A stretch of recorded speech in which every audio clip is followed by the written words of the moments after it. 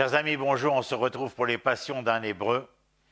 Je voudrais vous parler aujourd'hui à travers une expérience personnelle d'un sujet qui me tient à cœur, la différence et l'indifférence. Je n'avais que 6 ans lors de mon accident de voiture. Un médecin conduisant une Peugeot 403 bleu marine me renversa mais jamais ne s'arrêta. Nous étions seuls, mon jeune frère et moi, fuyant l'Algérie à feu et à sang, débarqués à Paris, hébergés chez un oncle et une tante, restés sur la terre algérienne, mon père et ma mère ne nous avaient toujours pas rejoints. Nous étions en juin 1962. Je les attendais. Étendus à même le sol, blessés, ne pouvant bouger. Je n'ai le souvenir d'aucune parole prononcée, ni du son de ma voix, ni de cris, ni de plaintes. On me transporta vers un centre de soins où ma jambe droite fut mise sous attelle. J'étais transi de peur, figé dans le silence. Très certainement traumatisé parce que je venais de vivre, je me sentais seul, très seul, sans la chaleur rassurante de ma mère, le regard bienveillant de mon père. Ils arrivèrent quelques jours plus tard, leurs larmes me firent beaucoup de bien. Je n'étais plus seul, ils s'inquiétaient, ils prenaient grand soin de l'enfant que j'étais. Allais-je remarcher? Pourrais-je normalement gambader? Resterait-il des séquelles? Je les entendais chuchoter à mon sujet, mais je ne m'en faisais guère, ils étaient là. J'avais confiance, le reste importait peu. Les spécialistes ont diagnostiqué et statué, si je voulais remarcher normalement, je devrais porter des chaussures et semelles orthopédiques pendant 6 ou 7 ans. À l'école, cela affecta bien entendu ma mobilité. Non seulement ma pleine et entière participation aux cours de gymnastique, mais surtout pendant les récréations avec mes camarades de classe également. Marcher difficilement, avoir à chausser toute la journée été comme hiver, de tels godillots, la douleur même de ma jambe, tout cela n'a pas été le plus dur à vivre. C'était relatif. À l'accident lui-même, j'avais presque un regard, à l'âge de 6 ans, 7 ans, pragmatique. Le plus pénible, mes amis, fut ce sentiment d'indifférence que les individus, les maîtres ou la plupart des élèves me témoignaient. À l'école et au collège surtout, un grand nombre de personnes m'observaient ou me regardaient avec leur visage compatissant. Cela se produisait souvent lorsque j'essayais de marcher ou de me déplacer, de tenter de ressembler aux autres enfants. La façon dont les gens me regardaient était plus que dérangeante. Au fil des ans, cela m'interpella d'autant plus. Et je voulus m'interroger sur les raisons de cette réaction qui me paraissait plus qu'étrange. L'univers humain était-il civilisé? Était-il irréprochable? Était-il inévitablement indifférent? Portait-il en son sein une maladie sociale endémique? Nous vivions et nous vivons dans un monde où si nos intérêts ou utilités ne sont pas affectés, nous ne ressentons pas la nécessité d'aider cet autrui dont les intérêts et les utilités ont été compromis d'une manière ou d'une autre. C'est aussi un excellent moyen pour nier le droit à sa dignité, à son prochain, en omettant d'accepter l'humanité des individus et leurs valeurs. Eh bien, nous nous limitons dorénavant à reconnaître leur statut social, leur influence ou leur richesse. Nous devenons de plus en plus matérialistes au lieu de devenir de plus en plus humains. Sans avoir, bien sûr, à attendre les drames et les tragédies de l'histoire pour avoir un sursaut d'émotions compatissantes. Thomas Hobbes, le philosophe anglais, a déclaré, et vous le savez, l'homme est un loup pour l'homme dans son célèbre ouvrage « Le Léviathan ». Il y décrit une nature humaine dont le désir et la volonté sont de nuire. Ce que soutient Hobbes est tangible, il suffit d'écouter le monde. Tant de conflits épars, tant de personnes déplacées, réfugiées, tant de victimes des politiques et des sociétés totalement indifférentes aux besoins et aux problèmes plus que concrets. Et les Juifs en savent quelque chose.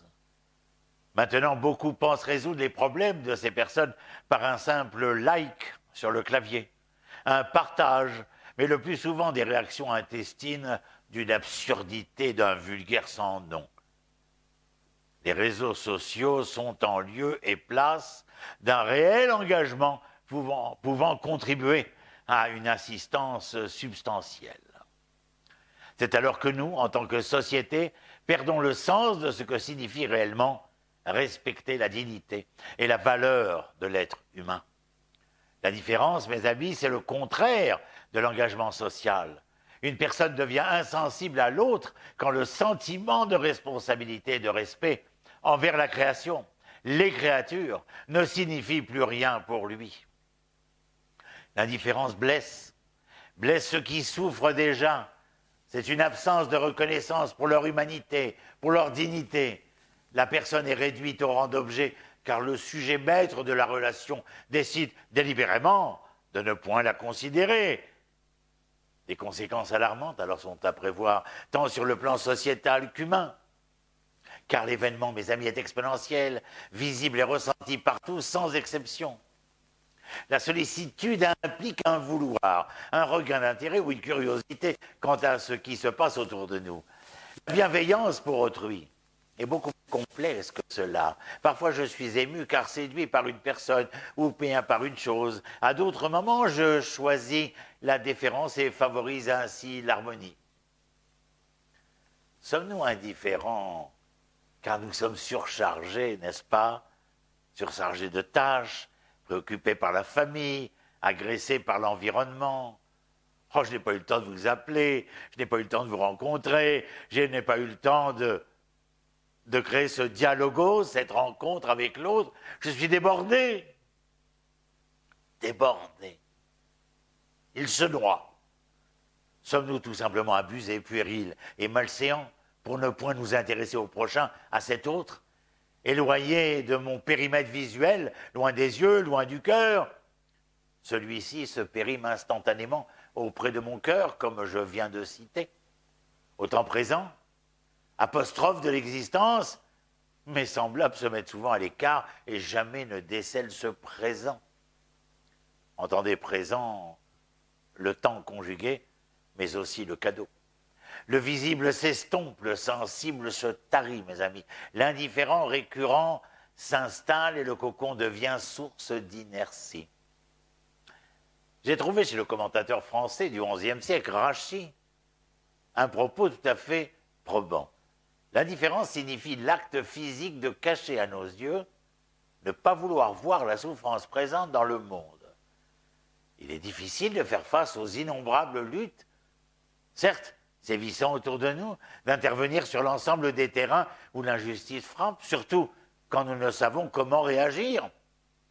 Toutefois, même si nous ne pouvons pas agir à ce moment-là, Rachy nous rappelle à l'ordre, ne jamais fermer les yeux sur l'humanité des personnes qui sûrement nous observent, certainement nous attendent comme tout homme. Un Hébreu peut ne pas regarder un être humain dans le besoin, ne pas entendre l'appel divin et devenir un pharaon. Il n'est pas nécessaire d'être méchant pour être du côté du mal. Il suffit tout simplement d'être indifférent. Tout ce qu'il faut pour vaincre notre humanité, c'est négliger le malheur et le désespoir de nos semblables. Ne rien faire entraîne une autre forme de faire. Ce qu'il faut pour concevoir une société d'iniquité et d'apathie. En refusant de prêter main forte, nous devenons les tyrans de notre époque. Souvenons-nous, l'indifférence est un choix. Allons-nous choisir l'amour du prochain, la dignité foncière de toute vie, ou préférons-nous ignorer la peine, la douleur, l'amertume, si criardes face à nous? Agir sans discernement vis-à-vis de toutes les créatures, leur accorder un même rang de dignité, quel que soit le genre, la race, la religion, la sexualité, qu'ils soient riches ou qu'ils soient pauvres. C'est une exigence vitale, reconnaître la valeur et la vertu de l'existence, de l'impératif moral, de l'éthique hébraïque et humaine, de surmonter l'indifférence qui subsiste dans le monde. Il est temps, mes amis, de nous lever collectivement pour dénoncer cela et nous engager face à l'adversité, car c'est seulement en débarrassant la terre de ce désintérêt que nous pourrons féconder et mettre au monde un univers dont Dieu et l'homme seront fiers. J'aime me rappeler ces mots d'Elie Wiesel qu'il prononça devant la présidence américaine à la Maison-Blanche. Qu'est-ce que l'indifférence? Étymologiquement, le mot signifie aucune différence, nous l'avons compris. Un état étrange et contre nature, dans lequel les lignes se brouillent entre la lumière et l'obscurité, le crépuscule et l'aube, le crime et la punition, la cruauté et la compassion, le bien et le mal. Bien sûr, l'indifférence peut être tentante. Plus que cela, chez certains, elle devient même séduisante. Il est tellement plus facile de détourner le regard des victimes. Il est tellement plus facile d'éviter de telles interruptions brutales de nos travaux, de nos rêves, de nos espoirs. C'est après tout maladroit, gênant d'être impliqué dans la douleur et le désespoir d'une autre personne, faisant comme si de rien n'était. Pourtant, pour la personne indifférente, son voisin est sans conséquence. Et par conséquent, leur vie n'a pas de sens, leur angoisse cachée, ou même visible et sans intérêt. L'indifférence réduit l'autre à une abstraction. D'une certaine manière, être indifférent à cette souffrance est ce qui rend l'être humain inhumain. L'indifférence, après tout, est plus dangereuse que la colère et la haine. La colère, mes amis, peut parfois être créative. On écrit un grand poème, une grande symphonie, on fait quelque chose de tout à fait singulier pour l'humanité, parce qu'on est en colère contre l'injustice dont nous sommes les témoins. Mais l'indifférence, jamais n'est créative. Même la haine, voulez-vous savoir, peut parfois susciter des réponses. Vous combattez en son nom, vous la dénoncez, vous la désarmez. L'indifférence ne suscite aucune réponse. L'indifférence n'est pas une réponse. L'indifférence n'est pas un début, c'est une fin. Et par conséquent, l'indifférence est toujours l'ami de l'ennemi, car elle profite à l'agresseur, jamais à sa victime, dont la douleur est amplifiée lorsqu'il se sent oublié. Le prisonnier politique dans sa cellule, les enfants affamés, les réfugiés sans abri, ne pas répondre à leur sort, ne pas soulager leur solitude en leur offrant une étincelle d'espoir, c'est les exilés de notre mémoire humaine, et en niant leur humanité, nous trahissons la nôtre. Essayons de construire une société de personnes capables de vivre dans le respect de la dignité humaine et ainsi, peut-être, faire preuve de solidarité les uns envers les autres. Nous devons guérir cette maladie de l'indifférence et commencer à donner, à tendre l'oreille, ajuster le regard et considérer l'autre comme le reflet de moi-même, comme le reflet de soi-même. Ne sommes-nous pas tous nés égaux, malgré nos différences, porteurs de valeurs universelles, multicolores, rêveurs d'amour incommensurable, de justice juste? Enfin, nous devons remercier la vie.